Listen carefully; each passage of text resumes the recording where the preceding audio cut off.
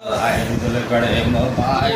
बोला जाता है कि स्त्रियों को पति सेवा परायण बनना चाहिए। अब इस पर जो है इस भागवत कथा में नहीं है, ये दंत कथा है, बड़े बुजुर्गों की कथा है और उसमें जो है हास्य विनोद के लिए उन्होंने यह कथा सुनाई कि एक बार एक पंडित जी थे।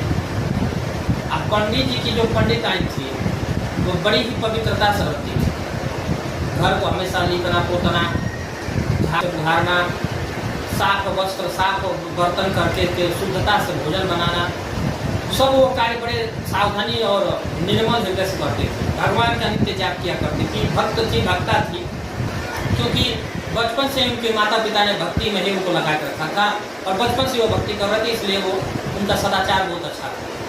तो जब पंडित जी आते थे तो उनको बड़े प्रेम से जो है पीढ़ा रख करके विराजमान कराते थे। आगे एक चौकी उस पर थाल रखते थे, उस पर भोजन परोस करके पंडित जी को पवाती थी और पंडित जी जब तक पाते थे तब तक बेना डोलाते थे, यानी पंखा, ठीक है ना।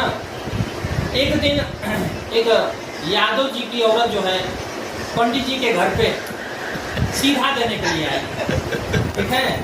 सीधा देने के लिए जब आई तो देखा क्या, गरीब बाप में बाप पंडिताइन तो घर का बड़ा शुद्धता और स्वच्छता रखी है, बड़ी सफाई रखी है, एक भी मक्खी नहीं भनभना रही है और इतना अच्छा सुगंध धूप का घर भर में फैला हुआ है कि मन मुग्ध हो जा रहा है।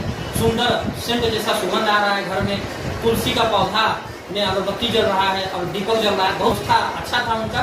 तो देख करके यजमाइन का जो है मन बड़ा अच्छा लगा। फिर उन्होंने जब सीधा दिया तो पंडिताइन से बैठ करके कुछ सोची, थोड़ा बहुत ज्ञान ले लिया जाए, बातचीत कर लिया जाए। तो औरतों का स्वाभाविक स्वभाव होता है कि किसी भी औरत के पास जाएगी तो भले ही वो गूंगी क्यों ना हो फिर भी बात करके चली आएगी, ठीक है ना। तो वह औरत उनके पास बैठ गई, कौन? पंडिताइन के पास यजमाइन बैठ गई, फिर बातचीत होने लगा। अब पंडिताइन ने सारा व्यवस्था उनको बता दिया, कैसे ऐसे मैंने पंडित जी को खिलाती पिलाती हूँ। अब थोड़ी देर में पंडित जी खेत से हल जोत करके चले आए, है ना।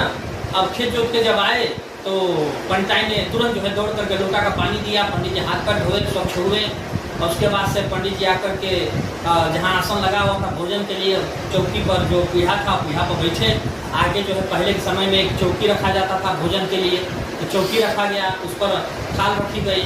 और ठीक ये नहीं कि दाल भात एक में सान के सब दे दिया जाए, नहीं। वो क्या की थी, कटोरे में सब व्यवस्थित करके खूब व्यवस्था से गर्मा गर्म रोटी तवा से उतार के पंडित जी को देने लगे। पंडित जी खूब प्रेम से पानी और उसके बाद से पंखा उनको झलने लगी। इस क्रिया से जो है पंडित जी का